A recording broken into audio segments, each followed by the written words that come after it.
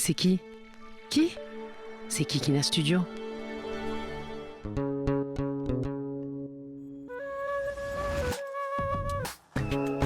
Hello everyone, welcome to this new episode of JINS podcast, the very first podcast that tackles love, sexuality, feminism, and gender intertwined with Arab and or Muslim identities.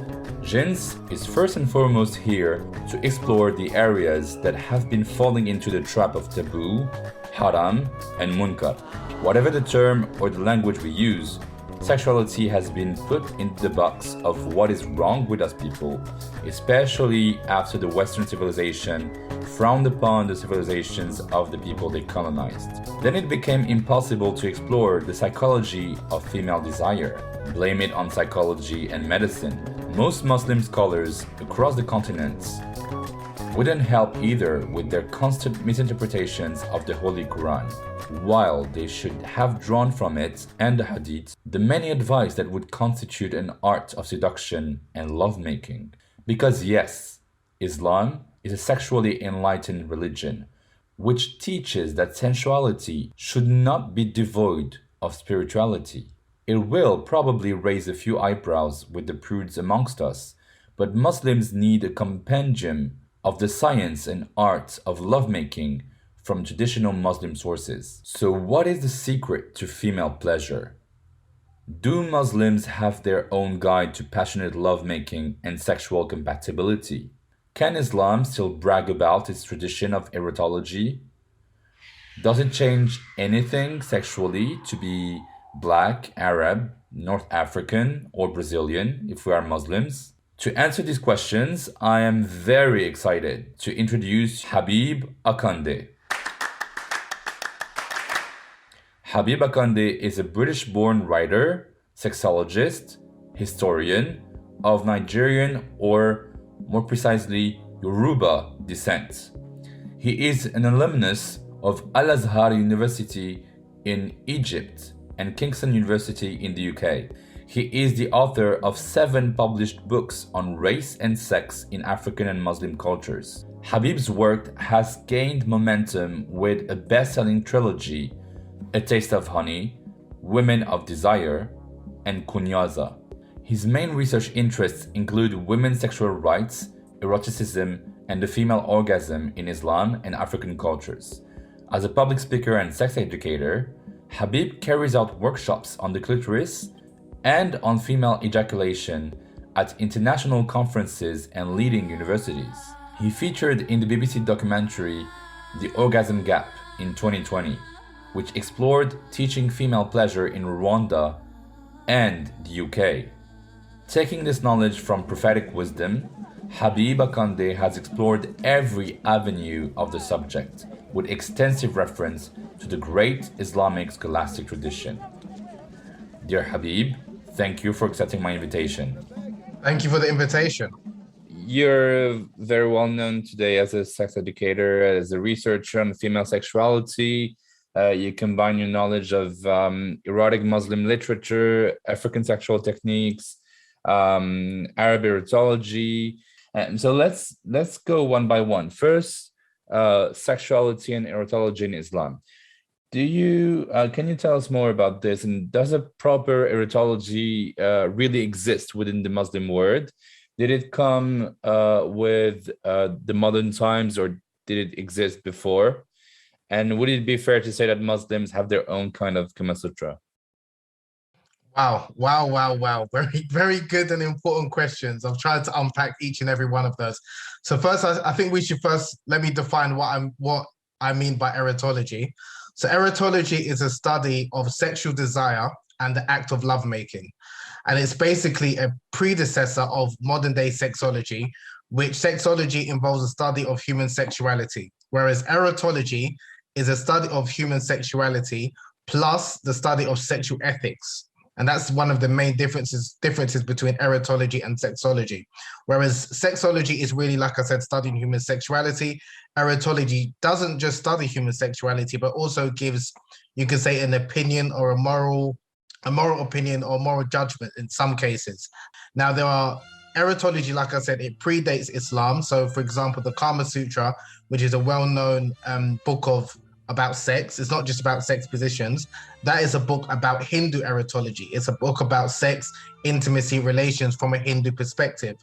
Likewise, within the Islamic or Arab Muslim tradition, there were a number of Arabic-speaking Muslim writers, scholars, poets who wrote about erotology. Well, unfortunately, following the colonization of much of the Muslim world and Arab world, where a number of Arabic-speaking Muslims and Christians, they adopted you could say, a Victorian British or Victorian European understanding about sex and sexuality, where sex became seen to be something that is dirty, is nasty, is something that's just for men, and even sex became a taboo as well as female pleasure. So that's why now in many Muslim countries and the Arabic-speaking world, sex is a taboo, to the point where people no longer even speak about sex within their families, or there's not many books written by scholars or intellectuals about sex and the intricacies and importance of intimacy, and especially female sexuality. So in answer to your question, yes, the study of erotology, or the subject of erotology, predates influence from the Europeans. It was something that was prevalent in both the Arab world and the Muslim world from the 9th century up until the 19th century. But it was really the heyday, you can say, of erotology was between the 9th century and the 14th century, where you had a number of intellectuals and even religious scholars, such as Imam al-Suyuti, who was a scholar from modern day Egypt, but he was originally from Persia as well. He wrote over 20 books about erotology, about sex, desire, and a lot of his books would shock many modern day Muslims who have adopted a very prudish attitude towards sex and intimacy. So he spoke not only about sex, but also the importance of women's pleasure and importance of female sexuality. And whilst I was studying in Egypt, after I graduated from university, when I was studying in al-Azhar, I came across a number of books in local bookshops where they were speaking about, erotology. And I thought, wow, this would be really interesting to not only to translate and bring to light to the English speaking world, because I thought this was known amongst a lot of the Arabs at the time, and even amongst a lot of the Egyptians, they wasn't familiar with this, because a lot of them, when I mentioned this, they'll say, no, this is aib, this is haram, why are you talking about this? But when I mentioned there's a number of scholars, like I mentioned, scholars that they respect and they regard, who spoke about these topics, many of them weren't aware of this. And some of them were aware, but because of their understanding of sex nowadays is something which is taboo, they felt uncomfortable to talk about it. So especially in relation to the importance of female sexuality, because we hear a lot about the importance of women satisfying their husbands, but we don't hear much about the importance of men satisfying women, and also some of the issues that women go through. So that's why I wanted to revive and speak about this tradition. That's great. And were there any stories of sexually empowered women in Islam? Wow, very, very good question. There's many stories, and that was something that in my recently published book, Women of Desire, I listed about 40 sexually empowered women in Islamic and in Islamic history. Now, for example, one of these women, a really empowered woman, was called Hubba al-Madaniya. She was a sex advisor, an intimacy expert, you can say a relationship counselor as well, in 8th century Medina. So she lived during the time of the companions of the Prophet Muhammad, peace be upon him. So she was known to give advice to both men and women. Some of the men, like there's one particular story where her son, so she remarried, and her son, who was middle-aged at that time, he was upset that his mother remarried Hubba. She remarried another man, and she made like a funny remark, an anecdote saying that, like this, you don't want your mother to be desired. Well, this man, he gives me more pleasure than like a donkey kind of thing. So she was a very outspoken woman. She was a woman who, like I said, even the elite and the scholars at the time, they knew who she was, and they even wrote stories and poems about her. And like I said, she taught both men and women. So this is when a lot of Muslims look back and, like the sacred period or the the greatest period in Islamic history, and they generally refer to the first 3 generations, you had women that were teaching men and women about sex and intimacy and the importance of men satisfying women, and even how women can be empowered and learn about their body and learn how to enjoy physical pleasure. So yeah, she's one of many people of an example of a sexually empowered woman in Islamic history. That's very interesting. Now, you talked also a lot about African sexual techniques, sexuality within the Black communities around the globe, and also about a mysterious word for me, which is kunyaza. So can you please tell us more about the African art of intimacy and what does kunyaza mean exactly? Sure.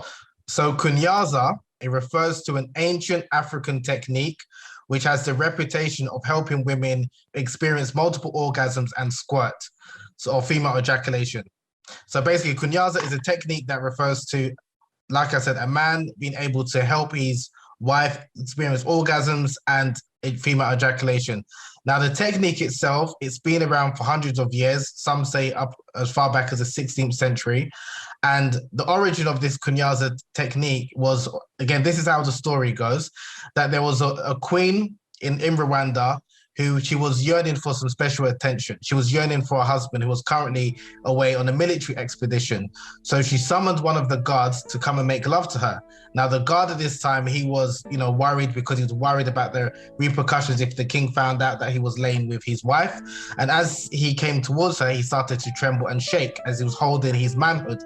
The queen said, she summoned him. She said, I need you to make love to me. And as he made his way towards her in her bedroom, he kept on shaking, and it is said that his penis struck against her clitoris, and from there a large gush of fluid emanated from her loins, and it was said there that the Lake Kivu, which is one of the grandest and biggest lakes in Africa, was formed. Now, after the queen, experienced this wonderful orgasm and gushing pleasure, when the king came back, she then told the king, this is how I want you to make love to me. This is how I want you to satisfy me. It's not just about penetrative intercourse. Now, from there, the kunyaza tradition was born. So the tapping technique, which the guard used, that is known as the kunyaza, and the flow, the ejaculate, the water that comes from the woman, that is known as kunyara. So that's the difference between the two. Now, in terms of the story itself, it's probably a fable, it's a legend. But what is really interesting about this story is that it's a story that centers women's pleasure. It talks about women in a sense that they're entitled to pleasure, and the onus is on the man to ensure that his wife or his female partner is satisfied in the bedroom. So since that story was, has been told many, many hundreds of years ago, it's been taught from generation to generation, where women teach young women prior to marriage, and men also teach young men about the importance of women's satisfaction, about the female anatomy, and the different ways to bring and help a woman experience not only sexual climax, but also female ejaculation with the kunyaza tradition. It's also practiced in other parts of Africa, like even Southern Africa, like Zimbabwe, in parts of Nigeria now. And now, because of a documentary that was made about kunyaza, it's now even practiced in places such as Germany and even as far as Brazil. So it's basically what Cardi B today calls a WAP, right? A wet ass pussy, isn't it? Yes. So it's what's quite funny is that with Cardi B's song, and even with the Western world's, you could say, obsession with squirting and things like that, there's traditions, like I said, like in Rwanda, where traditionally this was the norm, to the point where if a man wasn't able to help his wife experience the water, he was shamed. Now, I'm not saying it's good that men are shamed, but in the Western world, generally, women are shamed for not being able to satisfy their male partners. Whereas in some other parts, like in Rwanda, the onus is on men to ensure that their female partners are satisfied. And also, in addition to that, women feel entitled to pleasure, which I think is just as important. If anything, female pleasure is prioritized over male pleasure. And again, although the technique is brilliant, and it's important that women's pleasure is considered to be the focal point of the sexual encounter, ultimately it's about mutual pleasure. It's about the man being able to satisfy his partner and her being able to satisfy him. So it's not just about women's pleasure and the man's pleasure is ignored. But a lot of people forget the importance of making sure that the woman feels safe and comfortable, or before you enact this kunyaza technique, it's not that you just go to a woman and you just start doing the tapping technique. She has to feel emotionally safe. She needs to feel physically secure, and she needs to feel comfortable in order to experience the kunyaza. One thing I wanted to ask you about is the orgasm gap, right? Can you try and define the orgasm gap for us and tell us why it is still a big issue today, especially in Muslim communities, and how can we close the gap? Sure. So the orgasm gap refers to the discrepancy in orgasm between men and women. So one of the largest studies found that men orgasm 95% of the time when they're having sex. In comparison, women only orgasm 65% of the time. So that discrepancy, or that difference between how frequently a man orgasms compared to women, that is known as the orgasm gap. So one of the issues, there are a number of reasons behind this, but one of probably the biggest issues behind the orgasm gap is a lack of knowledge about female sexuality and the female anatomy, and a lack of clitoral stimulation. So especially in the Western world, and even much of the Muslim world nowadays, there's a lot of emphasis on penetrative intercourse. So for a lot of men, or a lot of couples, sex is just about penetrative intercourse. When most women, only about 30% of women orgasm via penetrative intercourse alone. So a lot of women, if not most women, need clitoral stimulation in order to reach orgasm. But because of the sexual script that a lot of people have learned and heard from the Western world, whether it's movies, whether it's books, whether it's what they've heard from their friends, like I said, it's all about penetrative intercourse. And a lot of times, a lot of women are not fulfilled because, like I said, most women do not experience an orgasm via penetrative intercourse alone. They need clitoral stimulation as well. So that's why it's important that men are taught other ways of helping a woman experience an orgasm. And this is by the man needs to be educated about the female anatomy. The woman herself needs to be educated about her own body. And then obviously the man needs to be less selfish in the bedroom and understand that there's different ways of helping a woman experience a climax. So that's why there's a lot of miseducation that people have both in the Muslim world, Arabic speaking world, that need to know about the female anatomy, female sexuality, in order so we can close this orgasm gap so women can climax just as frequently as men. In terms of intimacy and sexuality, is there a way we can portray Black, white, and brown women's sexual satisfaction? Is there a differentiation we can make, or? That's a very, very good question. In terms of, it'd be very difficult to answer, and I'll tell you the reason why. Sexual satisfaction is a subjective matter. As in what? Because if you were to say orgasm, then I might be able to answer it a certain way. But if you were to say sexual satisfaction, what someone finds to be satisfying is different to someone else. Because sexual satisfaction is not the same as an orgasm. Because someone can be satisfied without experiencing the climax. So in order for someone to be satisfied, their expectations need to be met. In parts of the Western world, or large parts of the Western world, a lot of people have sex, but not a lot of people are sexually satisfied. In the Arab world and in Africa, I would argue that more people are probably more sexually satisfied because the expectation isn't as high as what we are bombarded with in the Western world. If you have unrealistic expectations about sex because of what you've seen in porn, because what you've heard in the movies, how it's supposed to be, 2 hours, 3 hours, you're supposed to have all of these positions, you're supposed to be gushing and having all of these squirting scenes in the bedroom. Because of these unrealistic expectations that many people have, even when they have sex, it's not satisfying because they've got unrealistic expectations. Whereas someone who might be having less quote unquote adventurous sex, but they're satisfied with the sex that they're having, their sex is going to be more pleasurable. And I would argue that, like I said, I wouldn't say white women have less satisfying sex than Black women, because there are white, brown, and other women in the Western world. So I would definitely say in the Western world, it's a problem where I would argue that Western women probably have least sexually satisfying sex than maybe women in parts of the Arabian world and in Africa. And the reason being, it's not that the women in Africa and in parts of Asia are better at sex. I'm not saying that. I think they have more realistic expectations. Those who understand their body, I would say.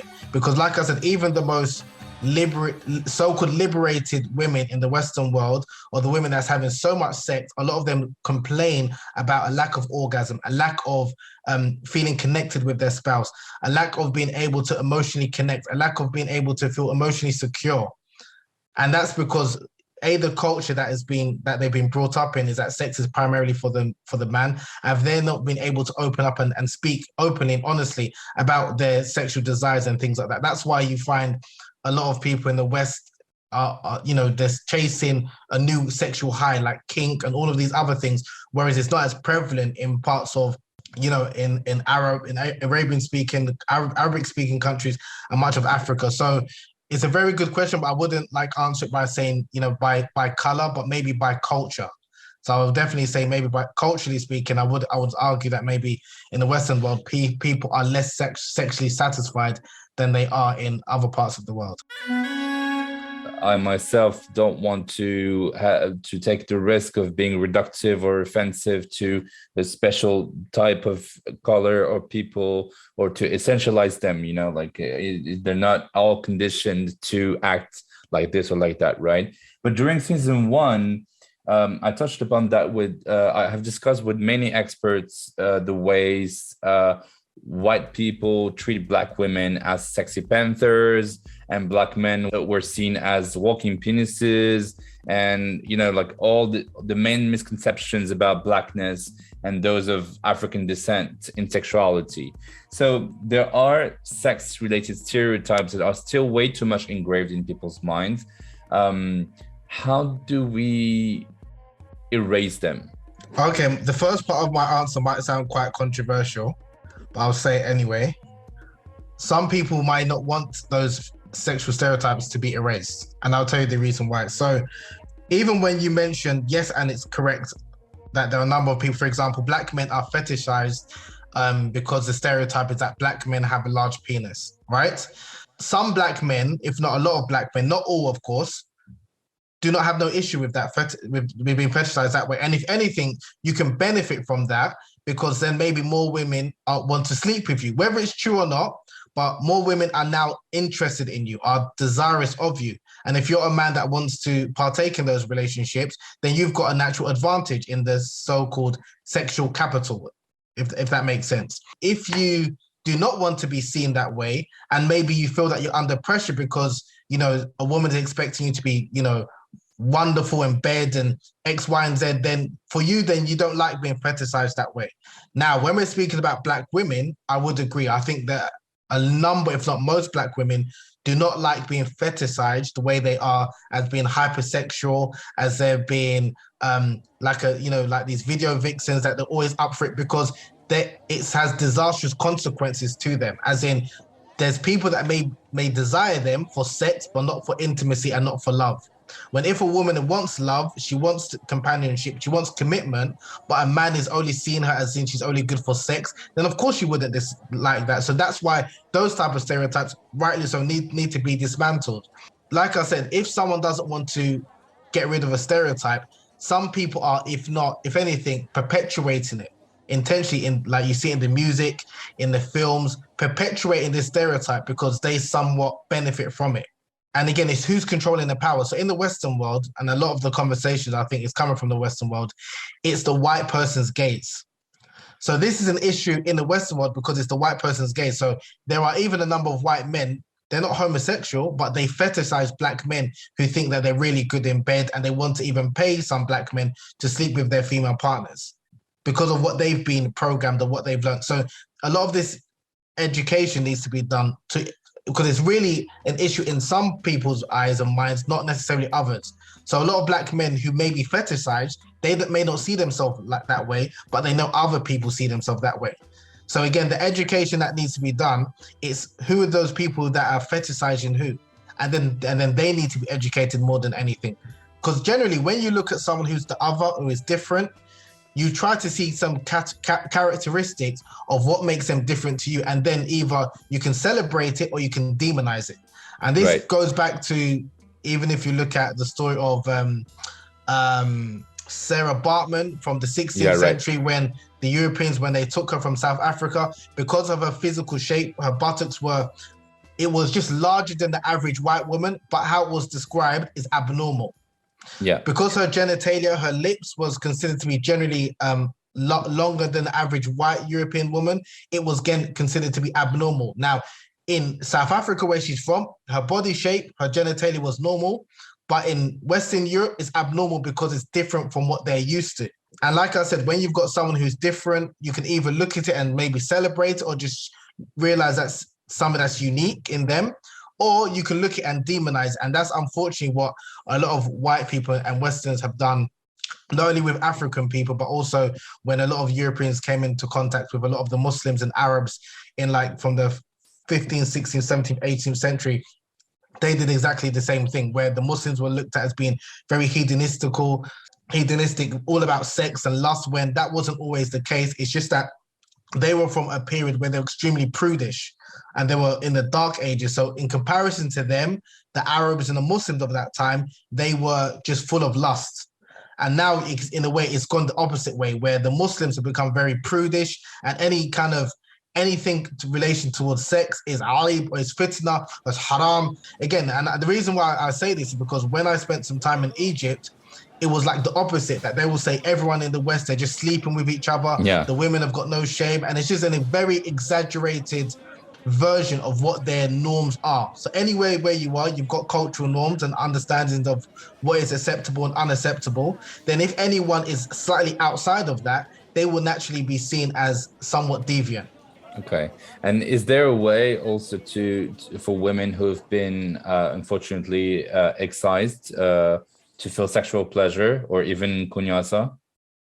Okay, I'm glad you asked that question again. So I'm going to answer the question, but the short and long of it, if a woman has been circumcised or experienced FGM, she can experience pleasure and she can orgasm, if not just as much as a woman who hasn't experienced FGM or been circumcised. Now, I'm not an advocate for FGM. Okay, the World Health Organization, let me first define what they define FGM is.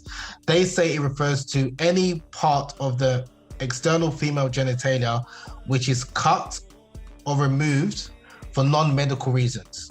And they list it into 4 types. So basically any part of the external female genitalia, whether it's the clitoral hood, whether it's the clitoral gland, whether it's the labia minora, which is the inner vulvar lips, whether it's the labia majora, the outer labia lips, any part of that which is cut off, they consider it to be FGM if it's for non-medical reasons. Now, and then obviously there's some statistics that say over 200 million women and girls have been experienced FGM, and majority of them are in Africa and some parts of the Middle East. But it's important to realize or to understand is that when a Western woman undergoes labiaplasty or undergoes clitoral hoodectomy, where part of her hood is removed for aesthetic reasons, because she thinks that it will make her vulva or vagina more beautiful, that's not considered to be FGM. Now, my question is, why is that? And a lot of these women, I'm not condoning it, I'm saying a lot of women undergo labiaplasty so some women who then inner lips are quite long, so they cut it because they want it to be tucked in and resemble what they call a Barbie doll vagina. They consider that to be cosmetic surgery. So when a Western woman or Western girl undergoes these FGM, female genital cutting practices, it's called female genital cosmetic surgery. If a woman, I'm not talking about a girl, I'm talking about a woman, if a woman, an African woman or Asian woman undergoes a similar procedure in the Arab world or in Africa, it's called FGM. Now, my question is, why is that? And then people are labeled as being not only mutilated, but you can't experience pleasure. Now, I spoke to one woman, funny enough, yesterday, a Nigerian woman who has been circumcised, and she's also a sex educator. And she was saying that because of these false belief systems that exercise women cannot orgasm, when she obviously got married, she believed that. So if you've got this belief system that you can't orgasm because you've been circumcised or you've undergone FGM, then it's going to be very difficult for you to orgasm. So that's why even part of the education, what we're talking about, people need to be re-educated, even some Western sex educators and academics and researchers, because if you're giving the impression that women cannot orgasm, it may be difficult because, again, there's some women because of the trauma and this and the other. But if you take away the hope that because a woman has undergone some of these practices that they cannot experience pleasure, that they can't reach the seventh heaven and things like that, you're doing a disservice to a lot of these women. people think that I'm endorsing or advocating FGM, and I'm not. I'm just first want to highlight the hypocrisy in the Western world where with some of these female genital cutting practices, and again, understanding what is the difference, because in some parts, for example, in East Africa, the FGM practice that is quite popular is where the lips are removed and the clitoral glands, and then the vulvar lips are cut up, are sewn together in fibrillation. This is like the most horrendous and barbaric form of FGM. I'm totally obviously against that. Then there's other forms of what they consider to be FGM, where it's the clitoral hood, which is removed. Now, even when the clitoral hood is removed, interestingly enough, so a lot of women, and I'm not trying to make this a biology lesson, a lot of women, there's about 22% of women suffer from a condition known as clitoral phimosis. And this is basically where the clitoral hood is stuck to the clitoral glands. And even when a woman's aroused, because naturally when a woman's aroused, the clitoral hood will retract. So it's easier for the clitoral glands, the clitoris, to be stimulated and for her to be, reach orgasm and experience more pleasure. Now, if a woman suffers from clitoral phimosis or clitoral adhesions, and the clitoral hood becomes stuck to the clitoral glands, even if she's aroused, it's going to be stuck and she won't be stimulated. And for a lot of these women, it's even harder to reach an orgasm. Now, in the West, what they say is, oh, you should undergo maybe a surgery known as clitoral hood reduction, where they cut off some parts of the clitoral hood in order to make it more visible, the clitoral glands, so the woman can experience more pleasure. And they talk about the benefits of clitoral hood reduction: easier to orgasm, more intense stimulation, X, Y, and Z. This same you can say procedure is practiced in part of West Africa, where they call it female circumcision. But when the West see it, they call it FGM. Is when Muslims are talking about Islamic female circumcision, that's what it refers to. It refers to taking a slight portion of the clitoral hood, not the clitoris. And even unfortunately, there are a number of translations of historic or Arabic texts where it's referred to what you're removing, if you're going to remove anything, it's the clitoral hood, it's not the clitoris. Now, again, because even some men do not understand the difference between the clitoral hood and the clitoris, I've even read some translations where they said, cut off the vagina. It's like, what? Do you understand? So this is where education needs to be had, both from the male side and the female side, and then you can distinguish. And they said, if you want to do that, it's not that it's, well, some Muslims consider it to be obligatory, but even understanding what are they talking about when they're speaking about female circumcision. It's not cutting off the labial lips. It's not cutting off the clitoris. It's not cutting off the clitoris. And those women who unfortunately who have undergone FGM or female circumcision, even when the clitoral glands has been removed, which generally people refer to clitoral glands as the clitoris, most of a woman's clitoris remains in her body. It's internal.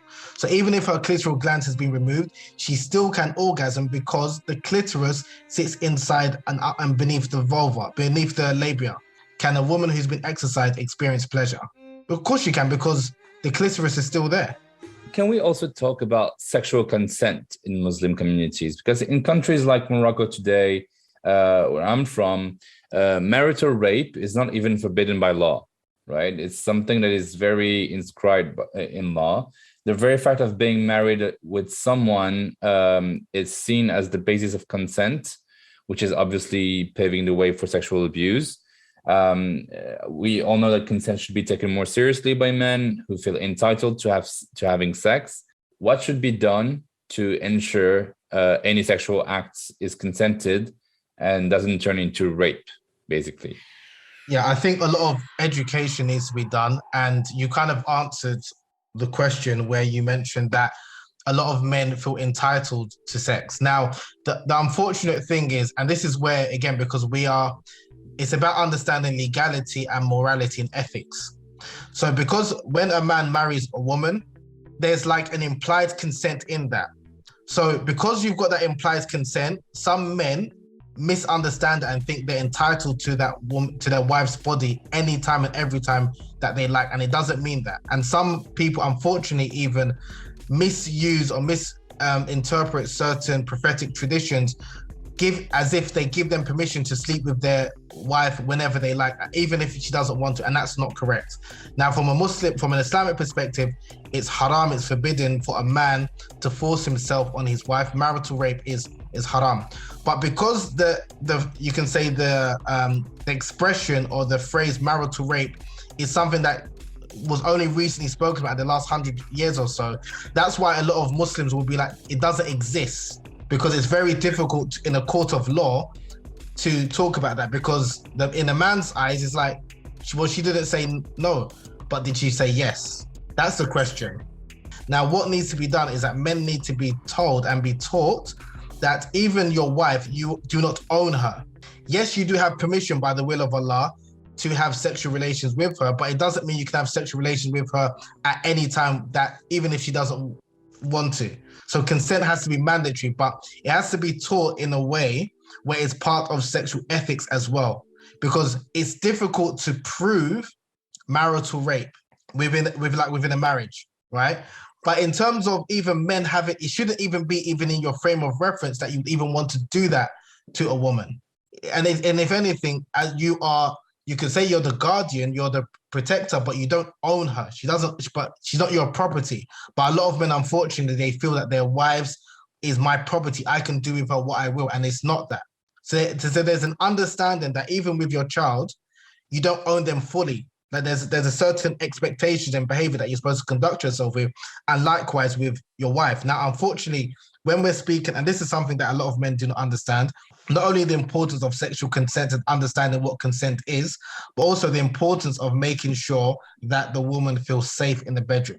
There are a lot of women that have sex with their husbands under duress, under a feeling where they don't want to, but they feel they're obliged to. They feel that they're doing out of duty. And this is something which, again, it's uncomfortable conversations that a lot of Muslims and a lot of men do not want to have, because in their idea or their understanding, of course, I'm a good man because I've got X number of children, I've had sex X amount of times. But how many times has that woman felt at ease, has felt pleasured, has felt satisfied? And you wouldn't know that unless you're having open and honest conversations with her. So that's where, well, men as well, we need to be having these conversations or listening to what women are saying, because if a woman doesn't feel emotionally safe in the bedroom, you shouldn't touch her. Physically, I'm saying. Yeah, I think this is where legislators, religious scholars, they need to be more in tune with women's issues.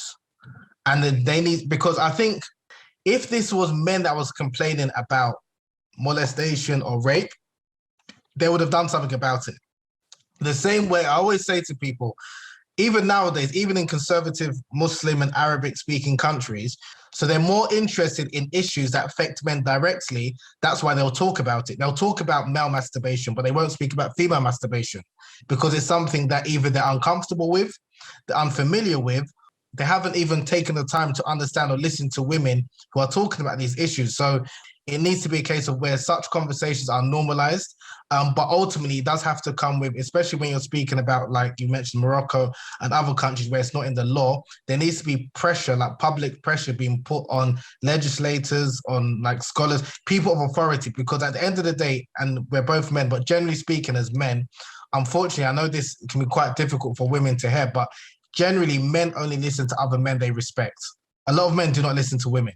So that's why there has to be more men that are speaking up and about these things. There has to be men that they respect, because there's a number of men who've heard these things from women, but they pay them no attention.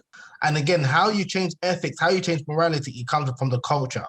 So there's a lot of things the culture needs to change. And when people talk about the culture, so in order to change it, the more conversations need to be had from different people, because like I said, if it's all only women speaking about it, it's not really going to change. And this is one of the unfortunate things when we speak about orgasm gap, sexual consent, a lot of these matters, a lot of women have been speaking about it for many years, but men aren't listening.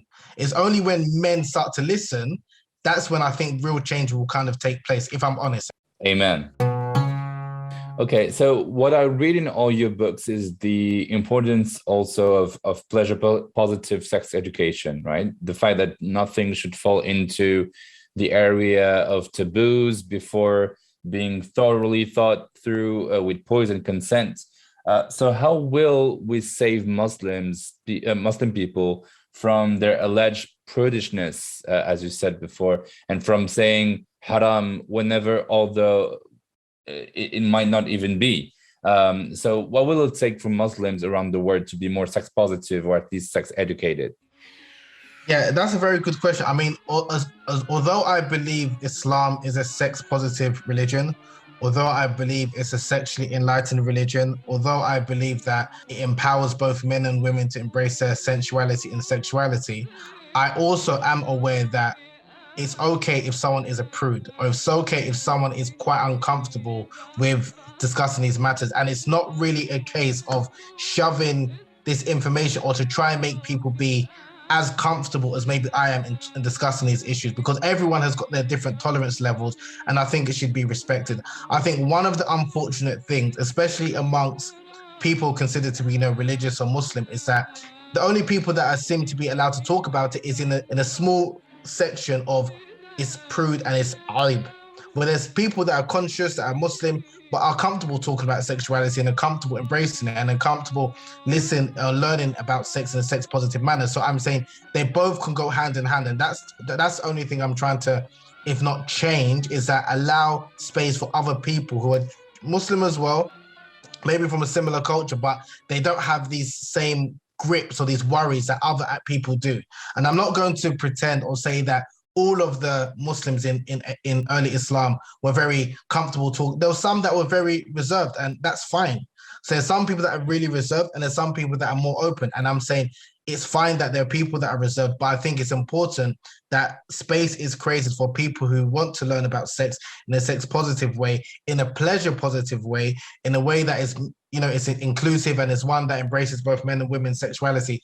If someone is reserved, if someone wants to have even the terms when people talk about like vanilla sex, if that's all they want to do and they're comfortable with that and they're content and they're satisfied, that's fine. So even coming to your earlier question, when you was asking about sexual satisfaction, and because people now, they look at it as if in order to be sexually satisfied or sexually liberated, you need to have numerous sexual partners. You need to have these different sexual adventures. I disagree with that. You can be having, whether you want to call it vanilla, boring sex. I don't like to say boring, but vanilla sex with one sexual partner, and you're monogamous and that's all you want to do. If you're satisfied, you're just as liberated as the next person that's got doing X, Y, and Z. So that's why I just think, even the way we frame things, because I think the topic or the title sex positivity, that has been hijacked by some people. Sex positivity is something that obviously includes consent. It's something that someone takes ownership of their sexuality. And if someone wants to do that within the confines of their religious beliefs, that's fine.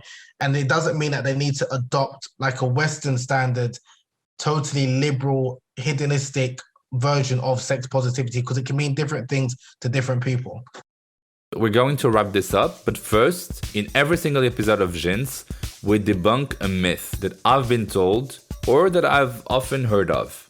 So there's this Muslim woman who's been married for like 25 years who told me one day, son, I'm 50 years old now. Women my age are out of date.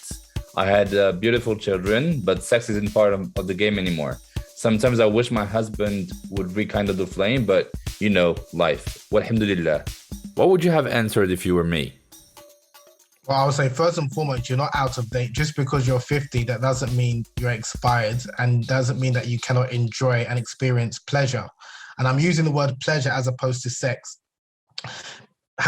Yes, of course, in order to have children, you need to have sex, but you can have sex without having pleasure. So that's why it's important for the woman or any woman like that to reconnect with her body, reconnect with her desire, and obviously reconnect with her husband. And obviously, first and foremost, she has to understand that she's entitled to sexual pleasure, not necessarily just sex. Now, if we're talking about sexual enjoyment, the same way no one says, oh, I've had food for X amount of years, I'm tired of food, I don't need to eat anymore. Because generally, there's different types of food that's pleasurable. And the same way with sex, there is sex that is not pleasurable, and there's sex that's very pleasurable. Now, if it's pleasurable, of course, you're going to want to have more and more of it. And there's a lot of women who talk about their sex drive increases past 40. So just because you're of a certain age, it doesn't mean you're out of date, or because you've had children. And this is another one of the things that, unfortunately, and it does happen a lot in the Muslim world, that when women become mothers, they lose their sexual and erotic self. So their identity is that one of a mother and not of a sexual being, or not of an erotic being. And even sometimes men, they just view women as just the vessel that's going to bring forth my children, and not a vessel of pleasure and a person that is desirous of pleasure. It's about, again, reframing that mindset her understanding that she is entitled to sexual pleasure, not just sex itself, and then reconnecting not only with herself and her body, but also reconnecting with her spouse. But then, even if she doesn't have a spouse, or like, I know that so many women have been insulted and said to be whores just because they wanted to have pleasure with their husbands, or even with when they remarry, or like this Muslim countries, unfortunately, even if a woman initiates sex, or even if she's dressed a certain way, she may be called a whore. Now, Islamically, that is haram, haram, haram. Islamically, you cannot do that. Now, we know in some cultures, that's the norm. That's ardi. That's not a problem. If a woman's dressed a certain way, she is a zania. She's the worst of the worst. She's a baghia. Now, Islamically, that's clearly incorrect, that behavior, and for someone to call a woman that. Now, in terms of the culture, it's going to take maybe a generation or two to change that, because unfortunately, men do have this attitude, and even there are a number of men, unfortunately, who, even if their wife were to initiate sex, they will think she's a whore, because where did you learn this information? There's no easy answer to change or fix the way a lot of men, unfortunately, how they view women. But if she herself doesn't think that about herself, that's the most important thing, because a lot of women, unfortunately, because of the social conditioning and what they've heard, they internalize this. So they think, if I initiate sex, even with my husband, I'm a whore. You can't change what someone thinks about you, but you can change how you think about yourself. So that's the first thing I would say. But I know it's easy for me to say because I'm a man. But I think the first and foremost, women need to first understand for themselves, and then try and find obviously someone who they can live and be their authentic self with. That's the next step. Okay, Habeeb, that was so enlightening. Thank you so much for all the answers. It was incredibly interesting. Thank you. No worries. Thank you for having me, Jamal. Shukran. So before leaving you folks, a few things to remember. 1. Based upon traditional African and Arab values of manliness, there might be ways for African and Arab men to better know how to make love and satisfy a woman's emotional and physical desires. But there are men who desire women of particular skin colors and ethnic backgrounds. There are also white men who don't respect consent. There are also men who fetishize Muslim, brown, or black women. So, beware, beware. 2. Women who experienced fulfilled sexual lives have long existed in Islam, but their stories are often untold. Female sex experts and pleasure-positive Muslim women were often cited in erotic Arabic literature dating back to the 9th century. According to early African and Arab writers, women have a greater capacity for desire and pleasure than men. The medieval manuals emphasized the physical needs of women and the importance of emotional intimacy for a fulfilling marital relationship. Otherwise, they can divorce the man. Remember, you'll find all the aforesaid references in the description below, as I did every single time during season 1.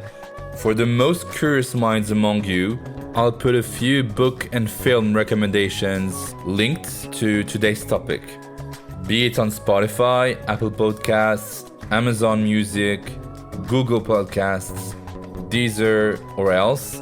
Don't forget to subscribe to JINS Podcast account and to leave your questions and comments. Go subscribe to JINS Podcast on Instagram at JINS_podcast.